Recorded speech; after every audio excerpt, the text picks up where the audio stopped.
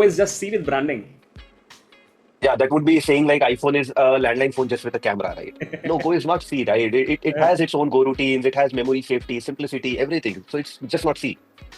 okay, and no generic means Go cannot scale. Is it true? Ajay?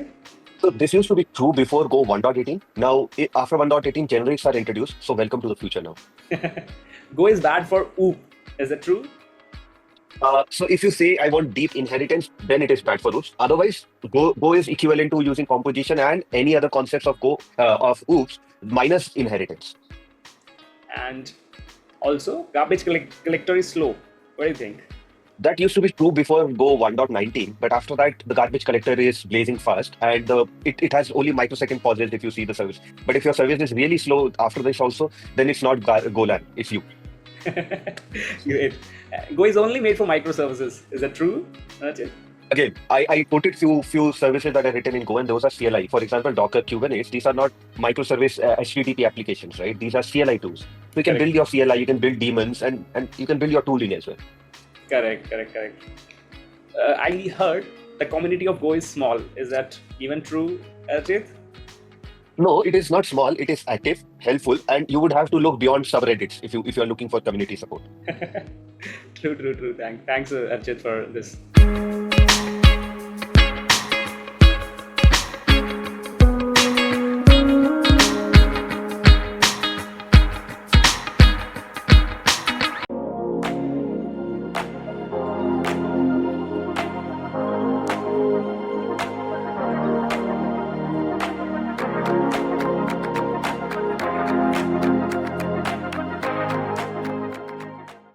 Hi everyone, welcome back to another episode of Career Mentorship with Devesh at DiTechVerse.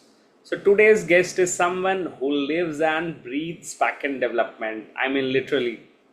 Joining us is Archit Agarwal. He is a principal member of technical staff at Oracle. In simple terms, he's a kind of guy who is sharp, focused, and he's always a few steps ahead when we talk about backend systems. And he's also the creator of YouTube channel, the Exception Handler, and he is also the published author on Medium, and he is also the mastermind behind the weekly journal on LinkedIn. Archit, welcome to our podcast. Thanks, Devesh. Excited to be here. And after that introduction, I wish I could have brought a trophy along with me. Great. So, Archit, for our audience, let's answer a very basic question. What is the difference between backend and front end system? Honestly, I love that question. So, recently I've been scrolling through Instagram and I came across a very intuitive analogy that I've shown. And most of you might have already seen it, but let me quote it like this. So Sure. imagine a web app like a restaurant where your backend is the kitchen in the restaurant, where the major heavy lifting of your dishes is taken care by the chef there, right? Correct. So they would go to the database that is their pantry to pick up some item, then do some changes to that pantry, the item that they have received. They will do some modification. That is the data massaging that we do on the back end. And then they pass it on to the front end again. So front end for a restaurant is their menu, how the dish would look, is the restaurant navigable? People are able to navigate easily or not. So that's front end. So what backend really cares about is my system scalable? Whether I'll be able to provide data to 1,000 user or 10,000 user in case there is someday there is requirement to do that. That's true. But only thing that front end would care about, how is the dish looking? Is the restaurant looking good, neat? Is the menu readable or not? Right? So Correct. in short, front end is equivalent to looking good, but back end is equivalent to working good. So together they make a full menu, but they are very different. Okay, Archit. What a lovely example. I really love it, Archit. So you answer the definition of backend and front end very effectively with an example. Mhm. But what is the relationship between backend and front end language? Okay. Again, another analogy that I've come across. think of backend and front end as a relay race where one team member, that is your front end, who is interacting with your users, will take the user request, take that backend, pass it on to the backend server. Now, backend server will take that backend, do everything that is requested, and pass that backend back to the front end. Usually, this communication in a web app will happen through HTTP protocols and via JSON data. But there are different protocols that you could use, and there are different ways you can encapsulate the data, maybe XML or so, anything. But the most commonly used is JSON and REST protocol. Okay, great, great. So, Archit, you have been doing backend engineering for 11 years now, all right? So, what advice would you give to interns or fresh graduates who want to start a career in the same space? See, Devesh, this is a very common question, and honestly, I have posted a lot of DMs in my LinkedIn inbox. Reason is there is no short answer to this. I'll tell you why. Correct, Think about this web app or any backend engineering or front end engineering is not just about one technology to learn. It's a correct. whole universe. Hmm, So absolutely. if you think about backend, in backend things are like you would have to learn database, you will have to learn backend server code, right? How to write a server code. Then you would have to see how you will deploy it to some cloud platform. And to deploy it to cloud platform, what DevOps tools will you use, right? Correct, Now, if I come to database itself, it is again another set of universe. You have lot of type of database. For example, we have RDBMS. We have correct, NoSQL database. We have time series database. We will also have this thing. So all those databases are huge. And then when we talk about individual type of database, for example, hmm, RDBMS, we have a lot of SQL engines, starting from MySQL, MySQL, you will have Postgres, you have MS SQL, lot of things. Again, for NoSQL, you go ahead and you see there is MongoDB, DynamoDB, and the list keeps growing in the database absolutely. space. Yeah, yeah. Then when you go to backend server code, you can write your server code in different language. For example, Java. You can write it in Node.js. You can write it in Go. You can write it in .NET. You can write it in Rust. You can Correct. pick any one of these and you can start writing your backend code. True. Then you come to DevOps. DevOps again is a huge universe where you have Docker, Kubernetes, you have Helm chart, you have Terraform, Jenkins, and again the list is long. Yeah, true, true, true. And again, see, you see cloud these days, there is a very great buzz around learning cloud platforms. So there is multiple type of cloud platforms available. Starting AWS, we have cloud, Google Cloud, that is GCP. Then you have Microsoft also into cloud platform where it is Azure.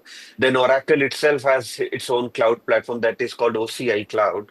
Correct. So the list is not small. And honestly, if you want to start your career in backend, you you have to skim through every topic of these, understand what is database, what is DevOps, what is backend server code, and everything. Correct. And once you complete you understand completely everything on a surface level, that's when you'll understand that what is that one thing that is exciting to you. So for Correct. you, it might be backend server code. For me, it might be database. So the one thing that excites you, go deep into it. So backend is not just checklist, just not taking items off the checklist. It's a complete marathon that you have to run for your life. Correct.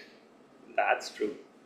So, Archit, in the world of databases, which SQL engine do you recommend for freshers? So honestly, Devesh, I would say that this thing doesn't really matters. What matters is your basic understanding in database. So for anyone who is starting fresh to learn database, I would recommend start with a relational database and pick any engine. For example, you can pick MS SQL or pick Postgres or MySQL, anything. So it doesn't really matter which engine you are starting with. You should focus on writing good queries, Correct. understanding what is normalization, how would you design the table structure, Hmm. when to use trigger, when to use constraint, what are different type of indexing mechanisms. So, for example, cluster, non-cluster, what is the logic behind when you use a clustered versus non-clustered.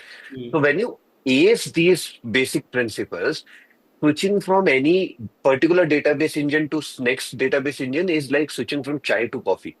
Bit of adjustment in syntax, yes, but it is perfectly doable. Okay, okay, good, good, good. So, what about cloud platform? There is AWS, there is Azure, there is GCP. What should beginners choose to learn? See, for a beginner, I think that all these major cloud platforms offer the same core services. They all have the same core services that any beginner would want to use. But every one of these would use the different name. For example, AWS would use Lambda for the Correct, same thing, and Google Cloud would use cloud functions, but Azure says it has functions. So, if given me a choice, I would say start with AWS. The only reason to start with AWS is that you will have a lot of tutorials where okay, people have experimented and deployed different configurations and different type of web applications on AWS. So it is easier for you to learn and find tutorials for AWS. correct, correct. That's true. And also, Archit, DevOps is another ocean. So, where should someone start in that case? So for DevOps, I would say just two words, start with Docker and Kubernetes. So, because these two are like Batman and Robin in DevOps, if you understand how to form container and how to orchestrate container using Kubernetes, it's Mhm. easy for you to adopt to any other DevOps tool out there. So, I would highly recommend start with Docker and Kubernetes. Those are plain and simple and will clear your all basics around DevOps. That's true. That's absolutely true. Yeah, they become the basic pillars of DevOps, Docker and Correct. Kubernetes. That's absolutely true. Archit, there are a lot of backend languages which are used to develop applications in our industry. Okay, but what is your recommended programming language for backend devs? See, if you are a backend dev who loves to use object-oriented programming, that I would recommend use Java, C Sharp, or these languages. But Okay, if you want a real core performance, high scalable and concurrent system, then Go is your go-to language. Because Go handles concurrency like a dream. So, and a fun fact, Docker Kubernetes that I was just referring to are also written in Golang. oh, awesome. That's Yeah. interesting. Yeah, that's good. And can you please describe a little bit more in detail? Why should someone choose Go? So Go is just not an hype train that everyone is talking about in the industry right now. So Correct. building application in Go will help you make a better performant application, scalable and maintainable, right? And these three are the core pillar that everyone wants in any of their web app, right? So Absolutely. you will always want a application to be a good performance, have good performance, should be scalable and maintainable. And Go is acing in all these three pillars, right? Correct. So if you see, Go is compiled language that makes it faster. As you can compare it like C but without pain, right? Then the syntax are super minimal. So if you pick Go and teach your cousin who learns Python or who knows Python, right? For him also it is very easy to understand and grab Golang. Correct. Then Go also has garbage collector, which makes the memory management less painful as compared to C++ that we had, right? And it ships with amazing standard library. So, for example, if you want to start writing your HTTP server, you can just start that with just basic 5 lines of code. So, and to add cherry on the top, the actual magic is how Go wants you to structure the code. Go's principle is for large scale applications and bigger teams.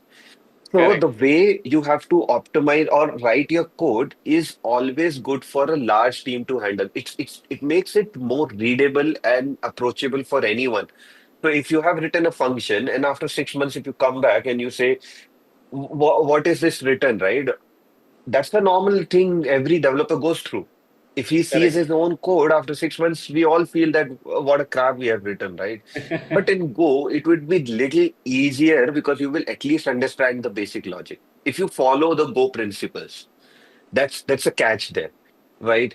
Then Yeah. and already I've just mentioned that Docker, Kubernetes, Terraforms, these tools are already written in Go. So big True. enterprise application are also relying on Go. There should be some reason to it, right? Yeah, yeah, absolutely. Yeah. True. And Archit, concurrency is another very heavy word being used in the industry. And, Yeah. honestly, I've seen concurrency in almost all the languages. But what separates concurrency in Go from other languages? Okay, I'll tell you this thing. So when Java or .NET were actually introduced to market, at that particular moment, the applications were not scaling where they wanted concurrency to be there in the programming language, right? Correct. And later, after few years, they found that concurrency is something that the languages should implement and it will be needed. So their basic principle was not building concurrent application. They were started with some basic idea to have a web application, but later on they added on concurrency. But on the contrary, both started off with the concurrent applications in mind. Correct. So the concurrency principles in Golang is to its core, and it is made so easy in Go that you would see a lot of deadlocks, race conditions in other languages, and you will have to handle those things, That's deadlocks and everything. But in Go, if you use Go's basic primitive data types and data types that Go has offered, for example, channels, mutexes, you use them properly, you get rid of all those race condition, deadlocks, and everything. So, what makes Go beautiful and Go's concurrency beautiful is the constructs that Go has offered. Those are okay. like the channels, mutexes, sync map, and the list is long. So, Go is very easy. And to run a thread or a Go routine, it is even more simpler. So, for example, in Java or .NET, you would have to write a separate class which has to execute a thread, Hmm. right? And that to that thread you would give the function that it has to execute. But in Go, it is as simple as you just call the function, try to execute that function, and prefix it with a Go keyword, and Correct. done. It's very That simple. function runs in background and it goes into Go routine. So it True. is very simple for a developer to start writing their own Go routine. And a fun fact, if you talk about Go routines in Golang, you can spin up thousands of Go routine on your single machine. But if you talk about Java .NET, you cannot have thousands of threads running around, right? So Go manages these Go routines so efficiently that you can have thousands of Go routines in your system. True. That's absolutely true. So that's interesting, Archit. So I've heard a lot of projects are being migrated from Java to Go, Archit. Why is that? See, absolutely, Devesh, that's really true fact. Reason behind is Go utilizes at least 50% less memory or CPU than a traditional Java or .NET application. That is equivalent to your cost saving in your server, right? So Correct. when a company wants to transition from a Java application to Golang, it's not just because they want a transition in their tech stack. It's because Correct. they want to save money also. Because no company will want to invest in a tech stack until unless it pays them off someday, right? Now, companies who are serving 1 million plus users, that's a great win. That's true, Archit. And even, the GitHub trend confirms it. Go's popularity is on a huge rise. And now I'll throw this question to our audience. If you have seen similar migrations in your teams, comment below the reason for your application migration from Java or any other language to Golang. Yeah, that's really true. And if you can show this to your audience, in on the screen you can clearly see that for JavaScript, the trend in from 2013 to close 2016-17, JavaScript was on an increasing trend with number of pull requests on GitHub. That's But true. after that, JavaScript has declined to approximately 10 to 15. Is now between 10 to 15% of pull request on JavaScript. That's But true. when we talk about, let's say, Python is again, it was very close to 20% number of pull requests, and it is still there. It is maintaining itself on 20%. It is neither increasing nor decreasing. Correct. When we move to, let's say, PHP is definitely on the decline right now. Very less number of applications wants to switch to PHP, right? Correct. For obvious reason. And for Java, if you see, Java is always constant between 10 to 15%. It has not crossed that benchmark of 15%, neither it has dropped below 10%. Okay.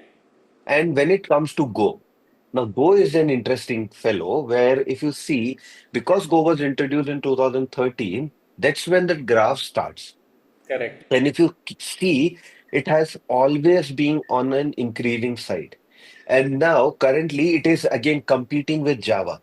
It's in the same bracket of 10 to 15% now. Correct. And I would not be surprised in future if this crosses the Java boundary and reaches up to 20-30% also in Correct. couple of years. So Go is definitely a trend right now people want to switch to, and that's for obvious reason because you get a very good performance, you get a Yeah. concurrent safe language, right? So why won't you want to switch to Go? Absolutely. Absolutely. And Archit, how is the community support for GoLang right now? See, for community support, it's not spoon-fed like in other languages. You would not get hundreds of application tutorials always available, right? But being said that, community support is very important. I know. When you are stuck with something, you need someone to help you out from the problem. So Absolutely. for Golang, you always have a lot of open Slack channels that I am also part of, right? There are desktop servers, there are Medium blogs, including mine. There are Reddit subreddit groups where you can post your questions or doubts. People are ready to answer, and trust me, if you post your question for any answer or any help, right? People would straight up jump and get you out of the problem. Oh, So community support nice. is not an issue in Golang.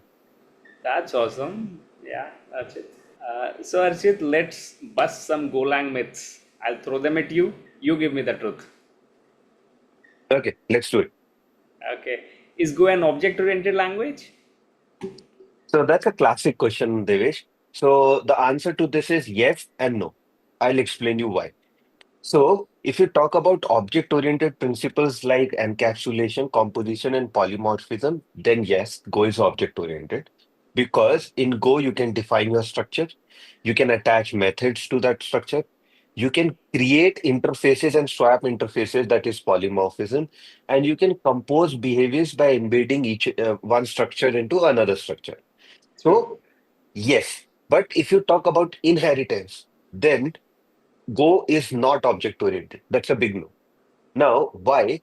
Go conceptually is coming out of inheritance and promoting composition more. So Correct. inheritance is not there. So and I truly, if I see inheritance, it makes my code more complicated also. I used to feel that when I was working with other programming languages. Now, if when I come out of those languages and I started using composition more, I think it is more reasonable to use composition because it makes my code more unit testable, right? Okay. Yeah. So Go is like it forces you out of that parent-child relationship and encourages for you to say that I don't care if you what your parents are, but if you can bark, you are a dog. That's Yeah. it.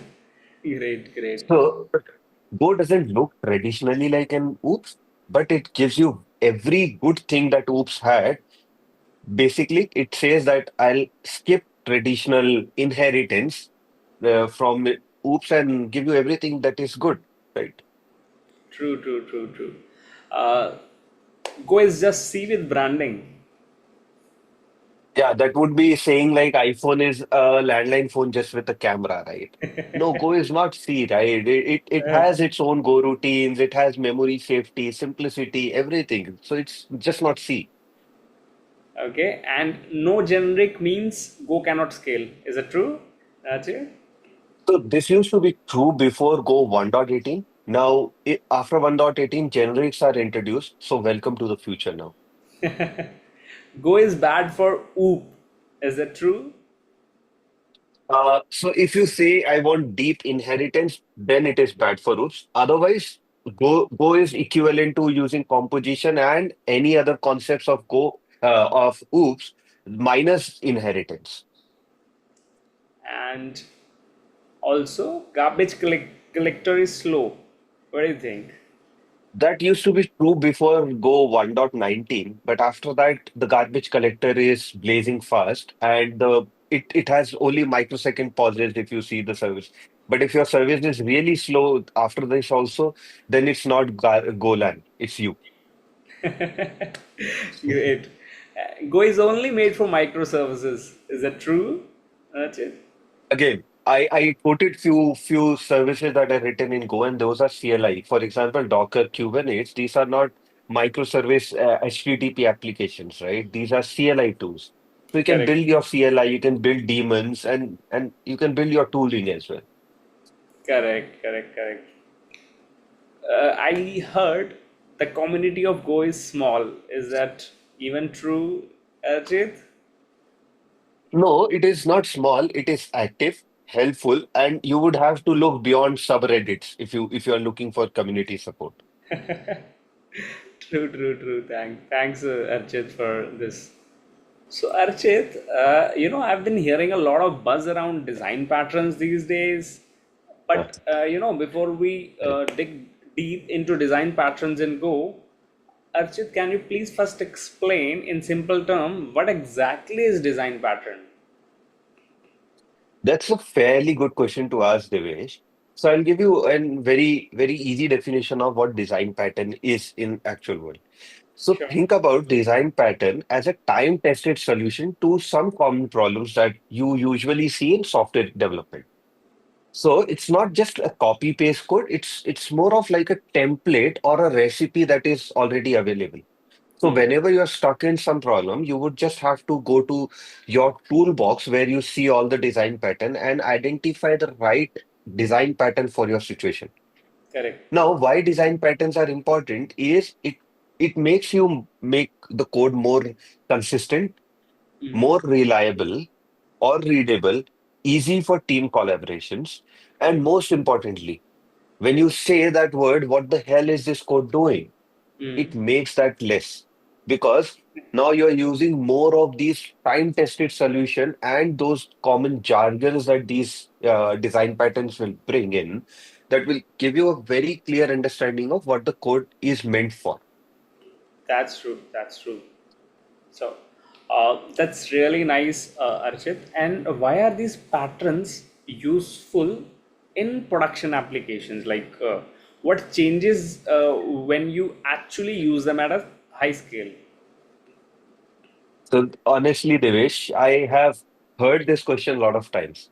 Reason behind is whenever I push my team to use a particular design pattern in some situation, right? While giving the code reviews, I get this question very, very often.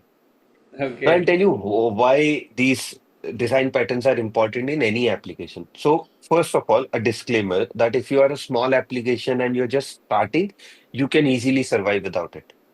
But okay, if you want to scale your application, you want to become production ready, and you don't want those oops moment in production where there is something wrong on the production and you're still not able to figure out why, correct, then design patterns are your go-to.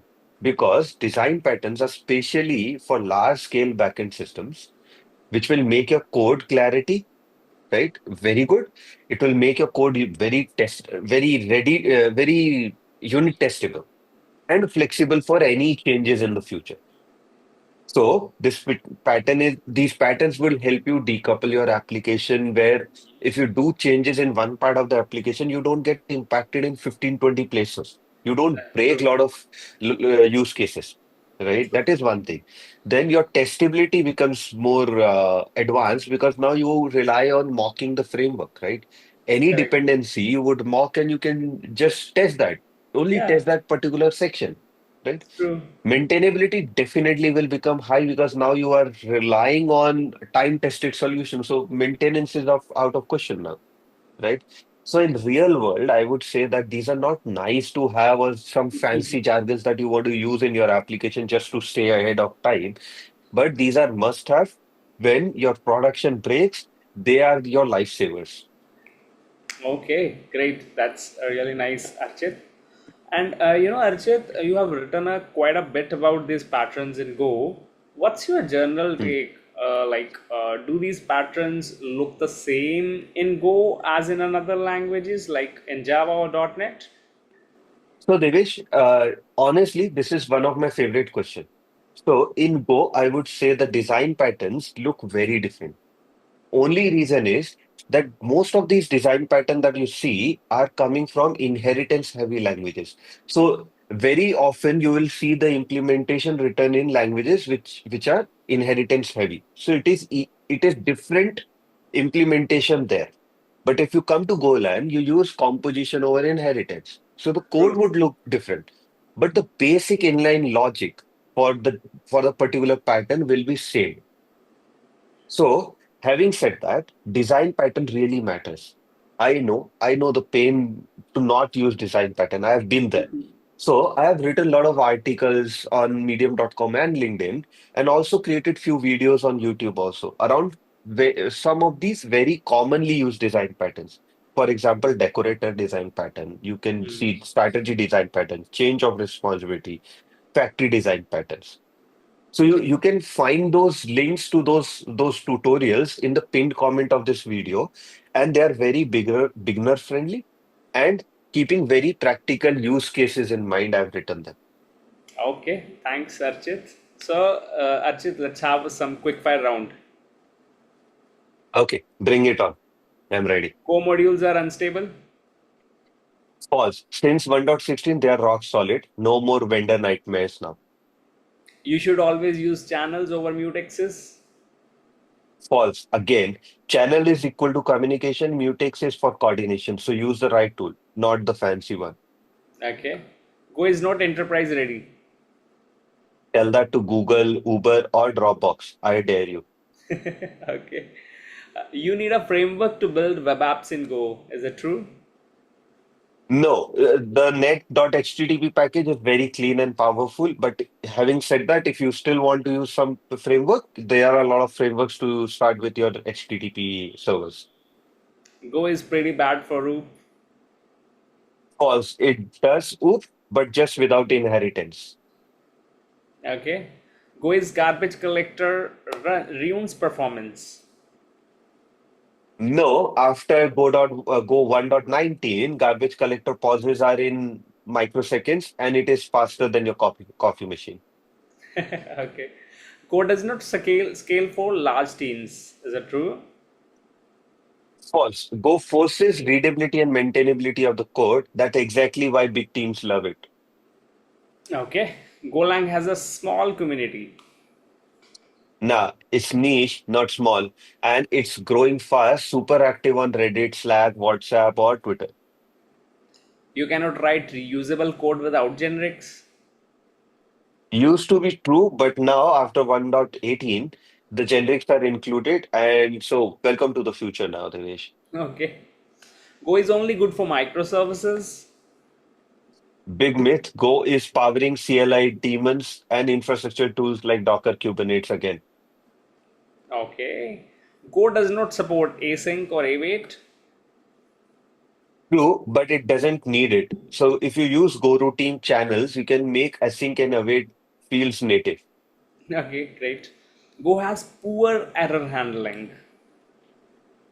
Okay, fair point. But Go introduces these errors as your first class citizens, and you always have packages called error, which contains methods like join. And the FMT package also has error.f, where you can use your customized error types also. Go syntax is too simple. And that's a point. I think simple is powerful, right? If your syntaxes are complicated, that's just for bragging, not for maintainability. So it's not a myth, it's true, right? Yes, that's a true. And that's a win situation, right? You always want it to be simple. Correct, correct. That's true. So you cannot do system designs in Go. Is it true? What you can really build distributed system like rate limiter, circuit breaker, or all these systems, right? I'm literally doing a whole series on it where I'll be implementing a lot of these system design concepts. Ah, great. You will never need to use pointers in Go. False, you will, but thankfully, you will not lose your mind like you did in C. There's no pointer operations, mathematical operations on these pointers. So, yeah. Okay, thanks, Archit. So Archit, what's a good timeline to become a backend dev in Go? So, honestly, Devesh, that's a very tricky question to ask to any backend developer, right? So, it really depends. I'll tell you why. So if you can dedicate 20 to 25 hours a week, Hmm. you can easily understand the surface level of have a solid surface level understanding of everything in the backend engineering in Correct. 2 to 3 months. But it really depends. Again, so backend is not just a checklist where you will just keep checking out the items. It's a like a mind shift where you start with understanding everything, right? When to Correct. use what, right? That's a mind shift that you have to do. So being said that, it heavily depends on this timeline heavily depends on how much prior experience do you have, Yeah. how much understanding of computer science you have. Do you Correct. understand operating system, networks, and all those things, right? What's your learning style? I've seen people who watches for 6 hours straight some tutorial and they would complete that tutorial in one night. But some people, they would watch one section of the tutorial, they will want to write that, do perform that code, and then go ahead with next tutorial. So of course, and next point is how focused and invested are you when you are investing that 20 to 25 hours a week, right? At times, if let's say you do 10 minutes of study and then you go back to Instagram, that doesn't help, right? So how invested or focused are you? That depends again. The Yeah. timeline again will depend on that part, right? So That's some people I've seen feel comfortable within few weeks on some programming language or some concept. mm, But some people might just feel very comfortable, only comfortable with request and response cycle in HTTP in those few weeks. So I would say that backend is a lifelong game, mm. right?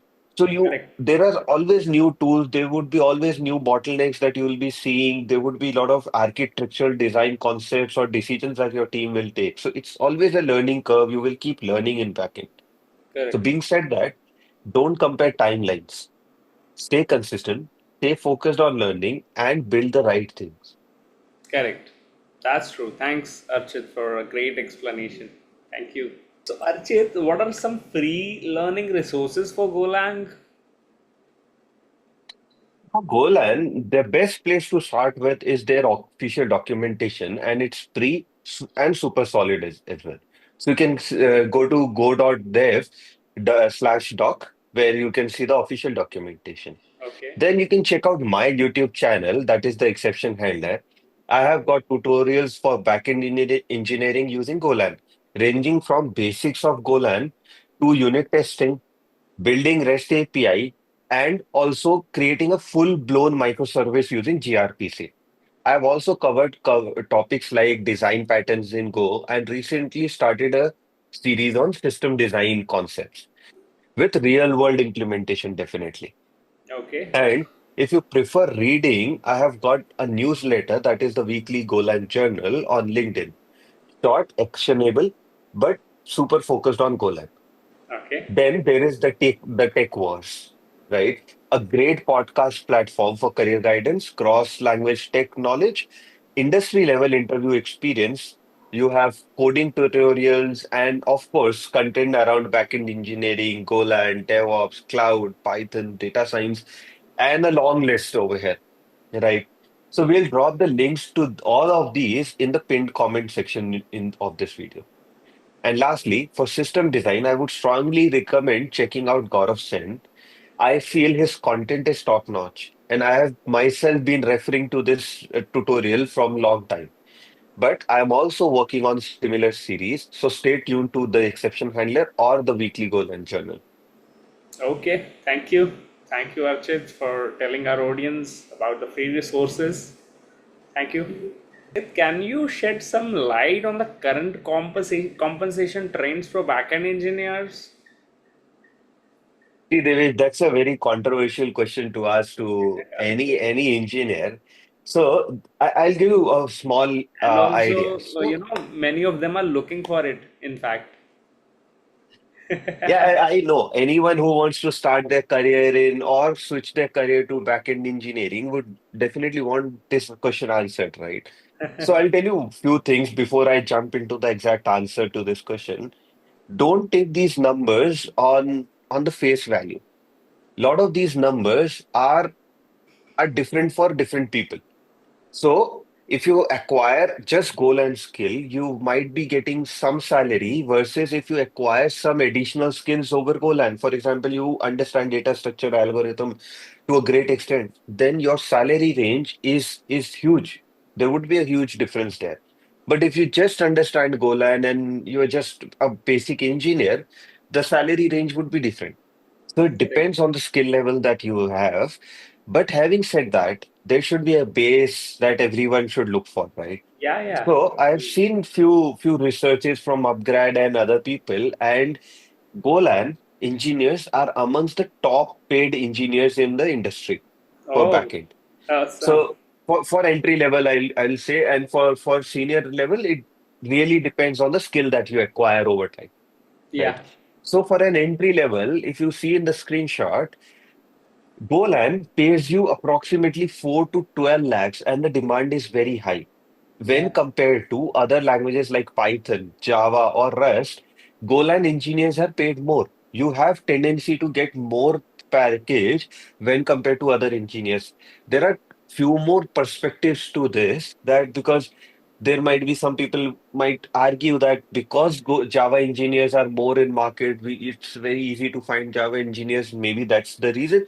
I don't know. I don't know what are the different parameters that might impact this salary figures, but definitely right now in current market, this is what it is, right? Golang engineers are correct. getting more paid compared to other programming languages, and then skill does matter. I've seen people with different programming languages getting more than Golang engineers just because that Golan engineer might not have scaled his Right. knowledge, his expertise in few areas. True, true. So again, going back to basics is understand the basics of Golan, scale yourself to not just Golan, but as a backend engineer, as an engineer who solves the problem, who knows how to solve a problem, True, true. That's right? absolutely. And uses Golan or Java as a tool. Just using them as a tool is something that you should focus on. Yeah, and also one other reason I think it is happening because the movement is happening from Java to Go, right? There is a That is reason true. that we have already discussed, right? Why Java projects are being migrated to Go. And because of this demand, Go engineers are being paid more than other tech stacks.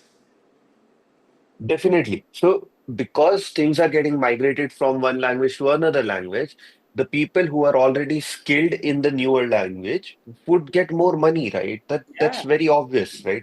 true, true, true. That's absolutely.